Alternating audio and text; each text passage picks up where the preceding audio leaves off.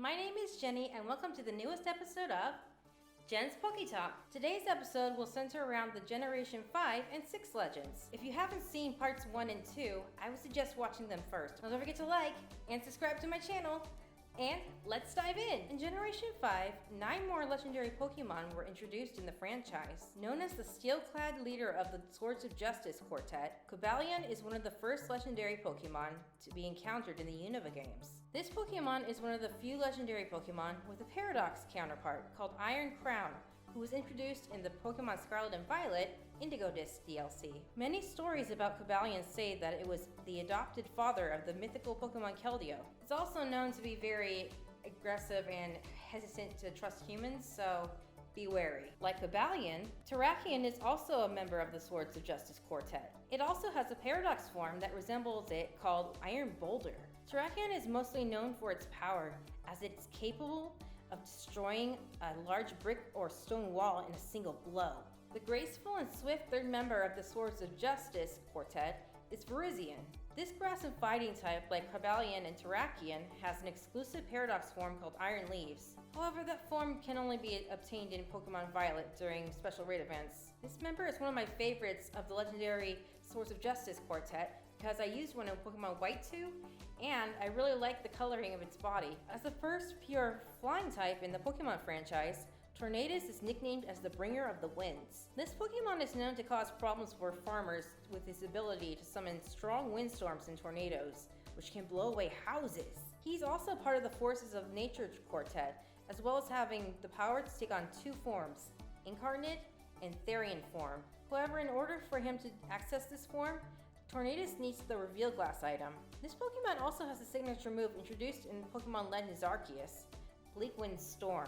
Like Tornadus, Thundurus belongs to the Forces of Nature Quartet. He is also able to take on his own Therian form with the Reveal Glass item, and his signature move is Wild Bolt Storm.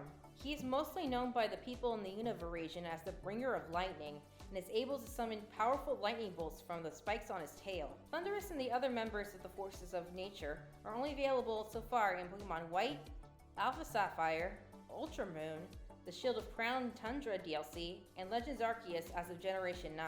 Reshiram is known as the mascot of Pokemon Black, and is a member of the Tau Trio. I even obtained the plush form of Reshiram at the Black and White convention in San Jose back in 2010, a year before the release in the United States of Black and White.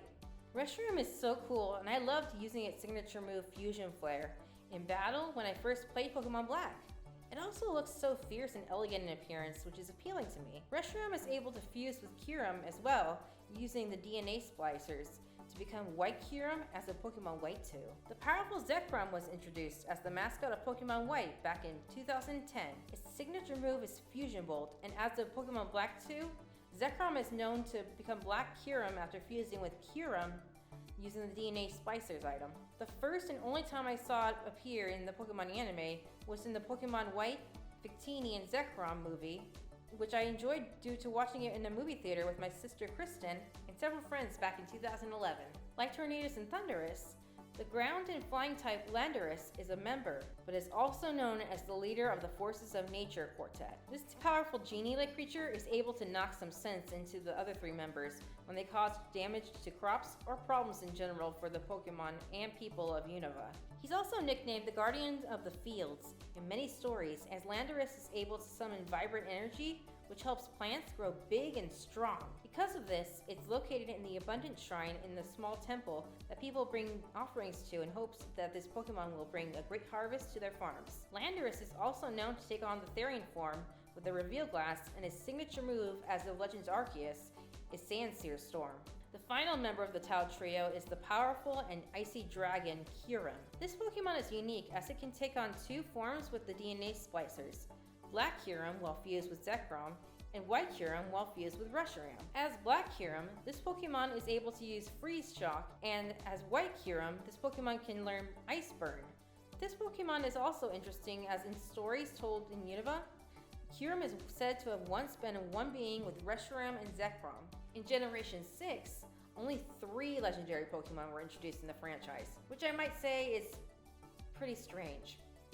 As the mascot of Pokemon X, Xerneas is known as the first ever pure fairy type legendary Pokemon, and is known as the bringer of life in the Pokemon Aura trio. I enjoyed using one in my first playthrough of Pokemon X, as it was the first 3DS game I obtained when I first got the system.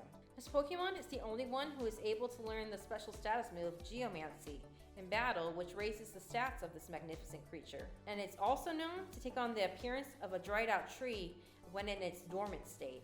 While Xerneas controls the powers of peace and life, Yveltal controls the powers of death and destruction.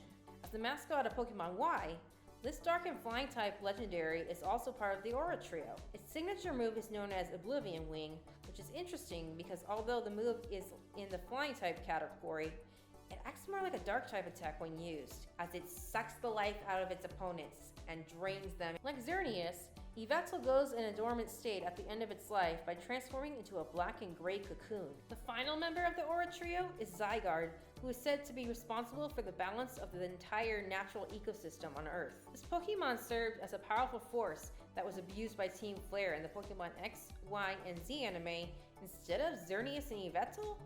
I question that every time I watch the anime. Zygarde can take on 4 different forms that change depending on the situation at hand. Its core form is the main part of this Pokemon's body. The 10% form is the speedy form of Zygarde, which resembles a dog. The 50% form is usually the most common, and the complete form occurs when 2 Zygarde combine along with special beings called Zygarde cells, and only appears when an extreme threat to the ecosystem happens. And those were the interesting facts that I learned about the Gen 5 and Gen 6 Pokemon. Did you see one that you liked or didn't like? Let me know in the comments below. Also, look forward to part 4 in the future. So until the next video, see ya!